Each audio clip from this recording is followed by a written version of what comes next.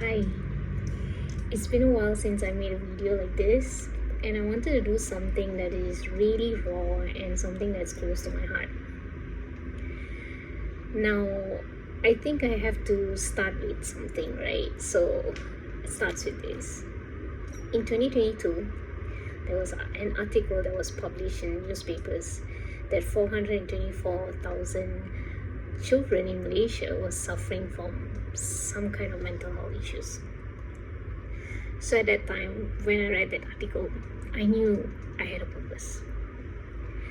In 2020, as you know, COVID hit.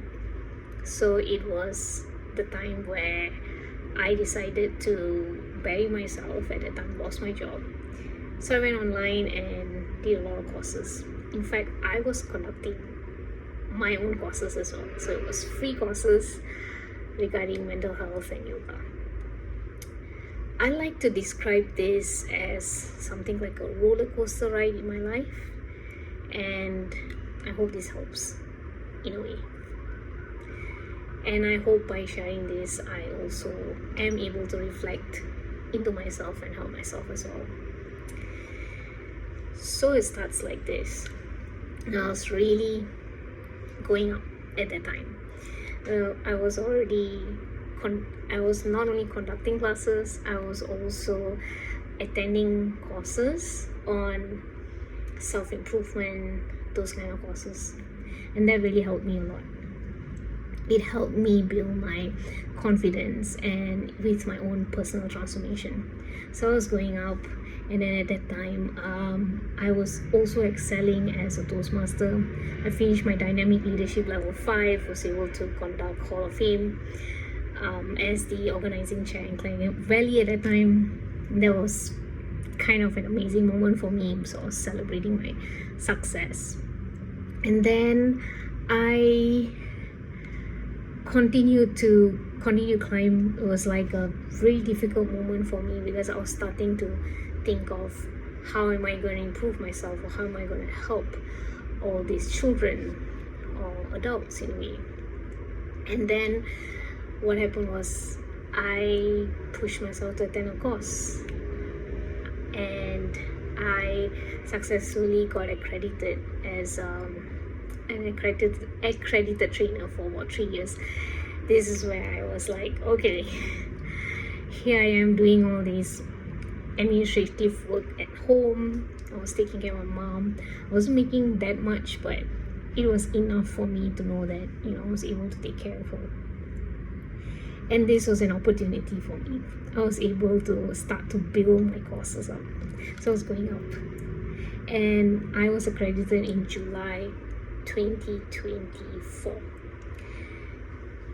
And then the dip happened. So this is where it gets really sad, because I call that the roller coaster. So now it's going down. On the 3rd of August, I still remember that day very clearly. I came back from a Toastmasters day out with some guys and girls. We had like this karaoke thing, and I came home, and Amma wasn't doing that well, and that night I had to call an ambulance because she fell down. So I rushed to the hospital. On the 4th, she was admitted in the hospital.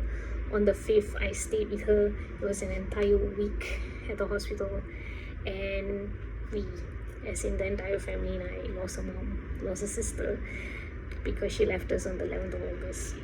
So it was a really difficult moment in my life, and I didn't get to recover. Next thing you know, I was rushed to go get a job as usual, because my family is always all about working really hard and making the money and always being logical. You need money to pay the bills, blah blah blah. So I took whatever job that came to me. Again, I wasn't really fully healed at that time. So as you can see, starting the job at that time wasn't really a good time, but I still took that job anyway. So I got the job first, but I needed to find a place to stay. So I went online for like 2 days in a row trying to find a place to stay, and I landed the best possible place at that time, or so I thought. Moved in, found out it was with a lot of guys, and I was the only girl there. There was no kitchen, no nothing, and as you know, with guys and one girl, my safety was the most important. I got really sick because I was surrounded by men who smoke. So those who know me know that I have a history of having asthma, and no matter what, you can't get rid of that asthma, and it's a permanent effect on my lungs. So I had to move, and then the work started and stuff. I was, as usual, not really dealing with my feelings about losing Amma. So this is where the roller coaster not only goes down, it starts to spiral. So this is where we call it the grief cycle. First I went into disbelief, then I went into anger, then I went into shame, then I started to blame myself. I started to go, what if I did this? If I did it better, how would it happen? If I tried a different way? And then I would go back into time. I would see her there. If I took care of her like this, if I said something, or did I make her proud? And it kills me because there were so many times I didn't know whether my words hurt her. So this is where I spiraled all the way down to the bottom, and there was nowhere else to go. And here's where I heard a tiny voice in my soul that told me, I do not want you to be unhappy, and I want you to be strong, and I want you to pick yourself up, because you are the medicine that is going to heal so many people out there. I was at rock bottom, so I started to slowly pick myself up. I decided to dedicate Sundays as the day that I cried for my mom, for Amma, and Monday to Friday I was at work. And it was really bad during the first few weeks because I had nightmares. The nightmares would haunt me. I had dark circles under my eyes. I had to go and I had to go to the temple, have the place blessed, and then finally November comes. It's my birthday. I'm slowly trying to heal, trying to grow with the grief of Amma. So I decided this is where I'm going up again, trying to pick myself up. I decided to go back to Langkawi. Again, those of you who know my story know that I left Langkawi in a really bad state. And I told myself, and it's been like years since I went back to Langkawi. So I decided to go back to Langkawi again, celebrate my 42nd birthday. Why?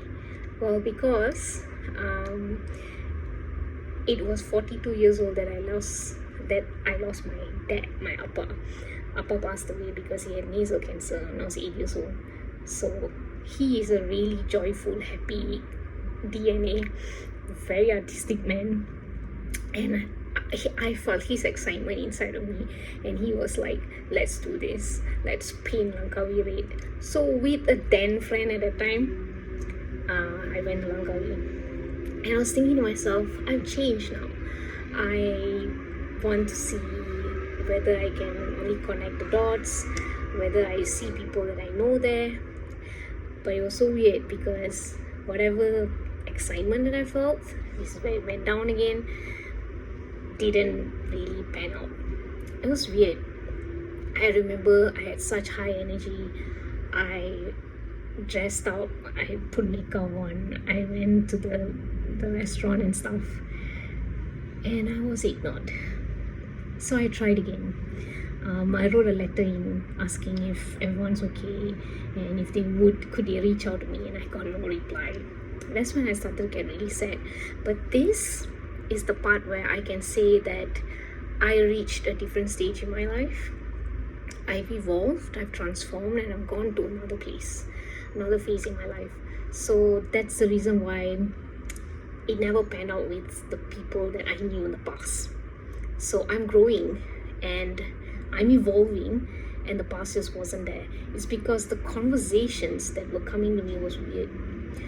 One person said, are you okay? Now the are you okay in Kabbalah, you never ever say to the person, are you okay? Because a person like me who can sense energy and stuff know that when you're asking me, are you okay, you want me to say no. And it's my birthday, I'm 42.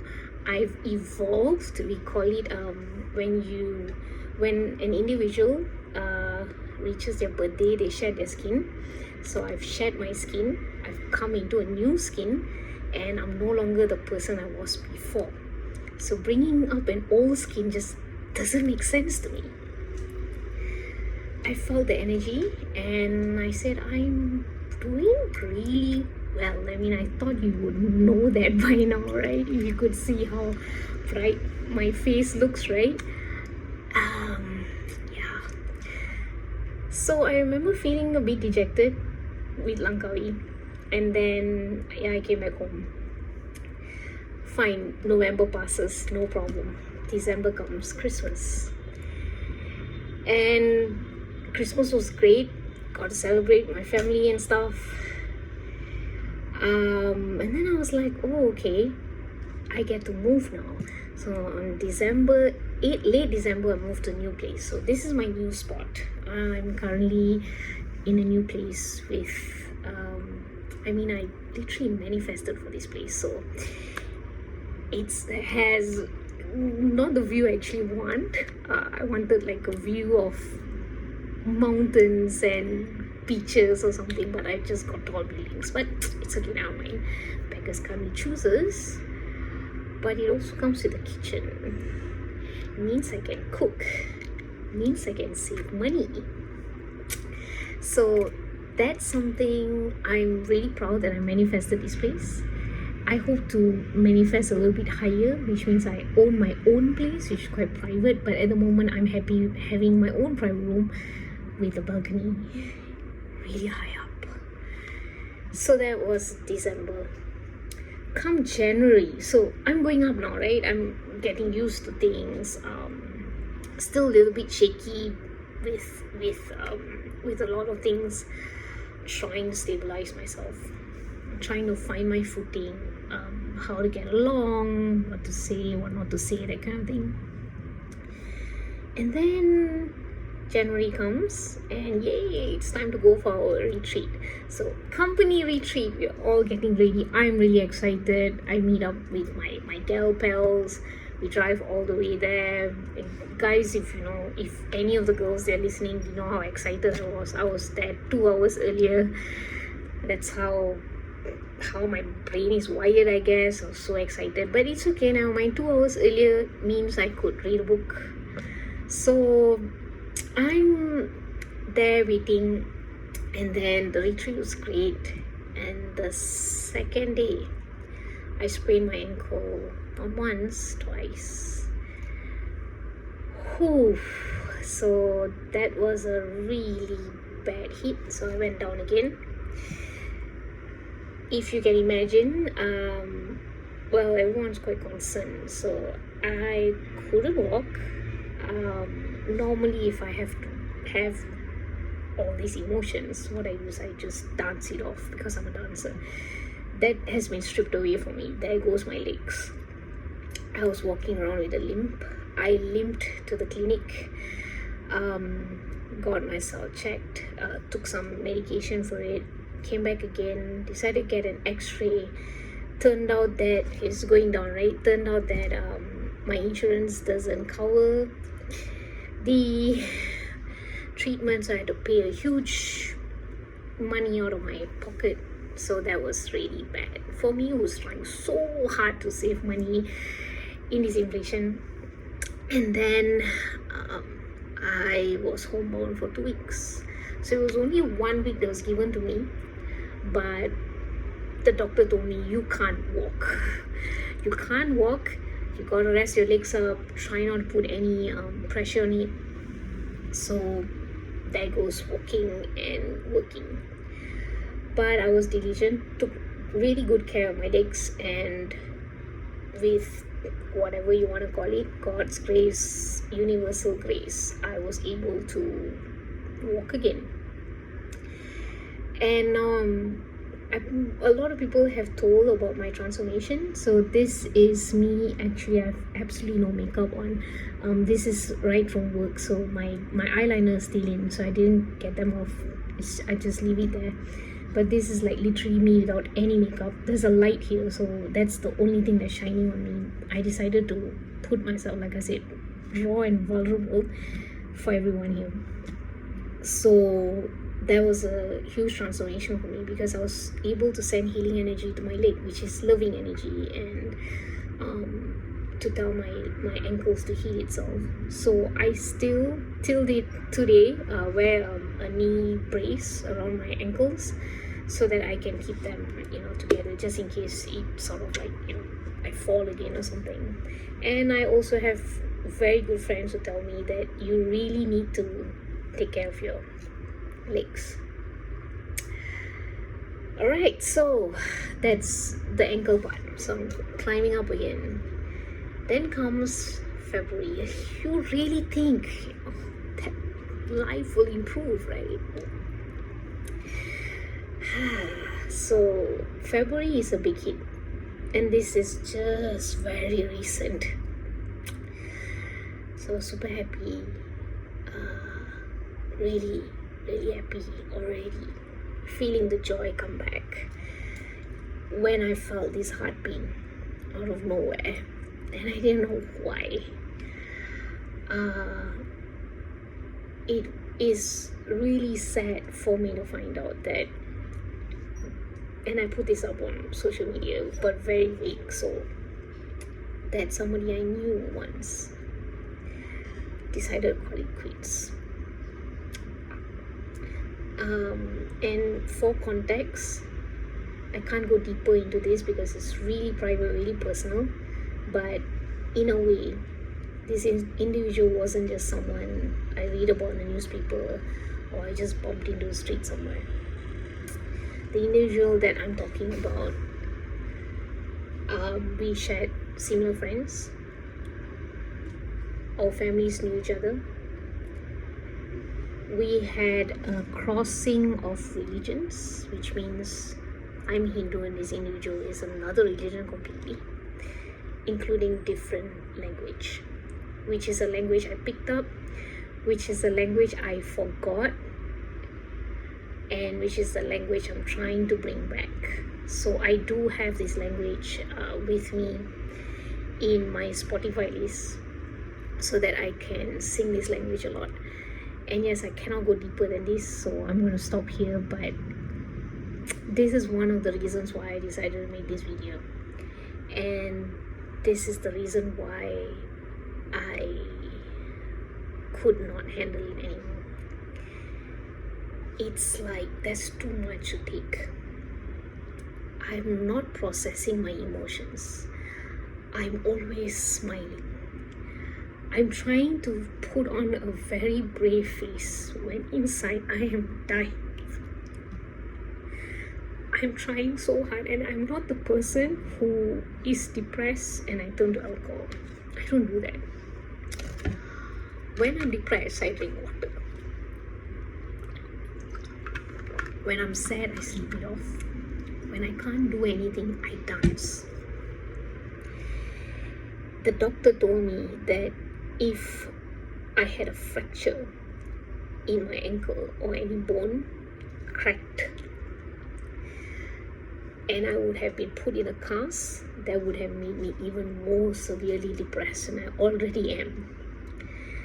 Thank God, to let everyone know, again for context, I'm not on any kind of medication, and I don't want to have any kind of medication because I do not want to suppress my emotions. I just want to feel all of it.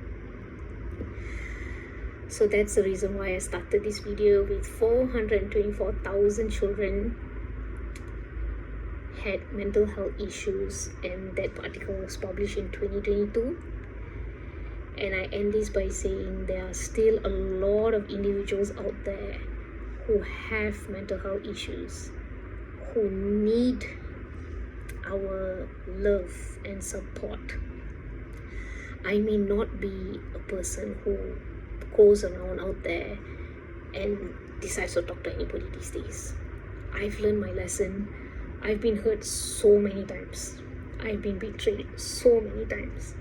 I have not changed my heart for anything, but my heart is breaking because there are a lot of good people out there who has called it quits, leaving behind a distraught family who now suffers from post-traumatic syndrome disorder and other mental health issues. Until today, I still keep in touch with them because I do check in on the people that I care about. So I want everyone to do the same thing. I do not know how people look at me.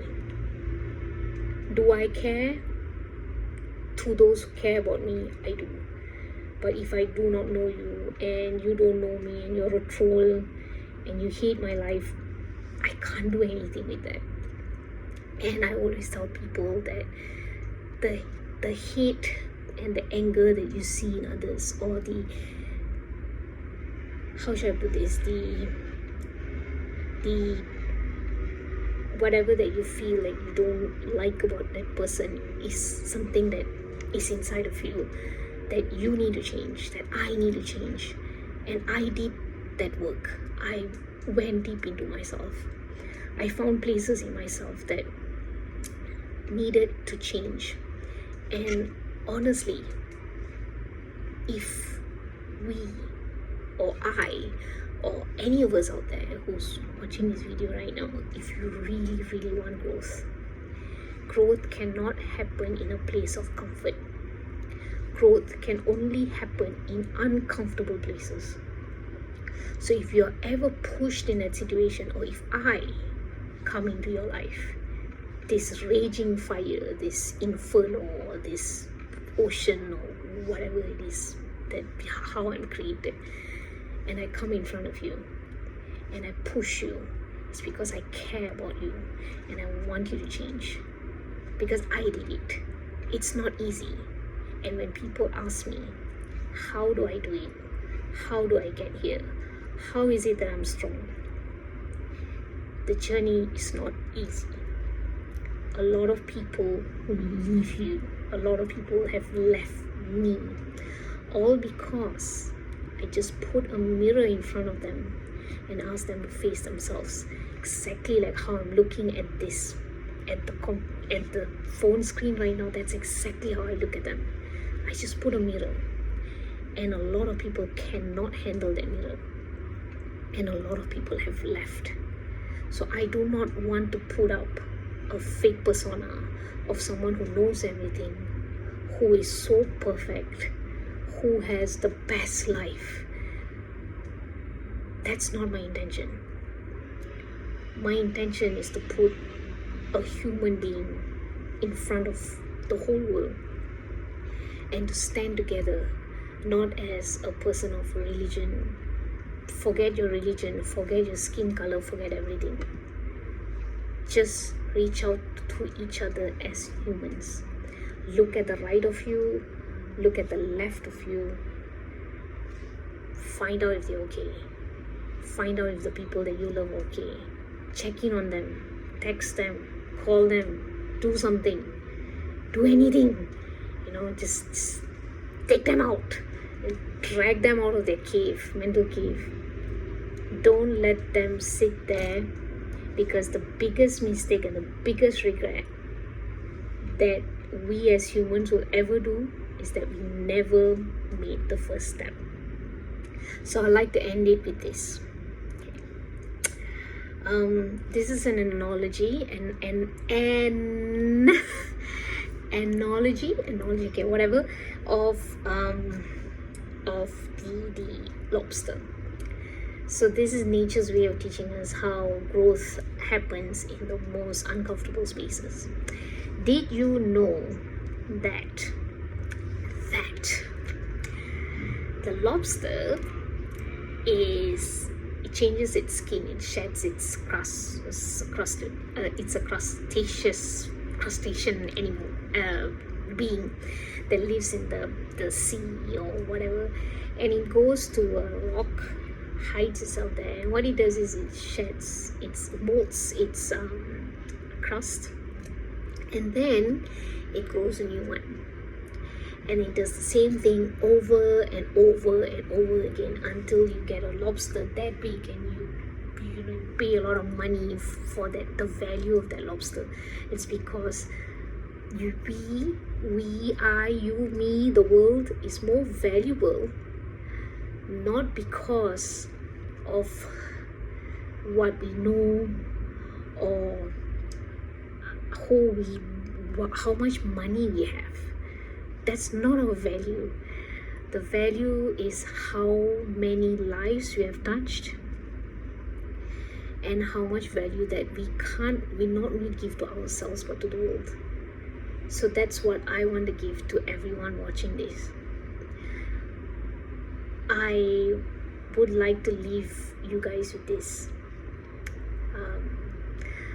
Love is not an emotion. Love is an action. It's a verb. We take action. It is because I love you. It's because I have compassion. That's why I'm doing the things that I'm doing. That's why I put myself out to get shot. I don't care, but I care so much about who is, watching this video, and the things that you guys are dealing with. If you find this relatable, if you have my number, please text me. If you don't have my number, it means we are not close enough for me to give you my number. But if you do have my number, or you have any contacts with me in any of social media platforms, and you want to talk, or you want to let it out, or you want to have someone who is a really, really good Scorpio loyal friend, or Scorpio's loyal friend, please hit me up, because I would hate to go to your funeral and put a flower in front of your tombstone to tell you that I really didn't know what could have happened if we had that conversation. So take care, everyone. Bye.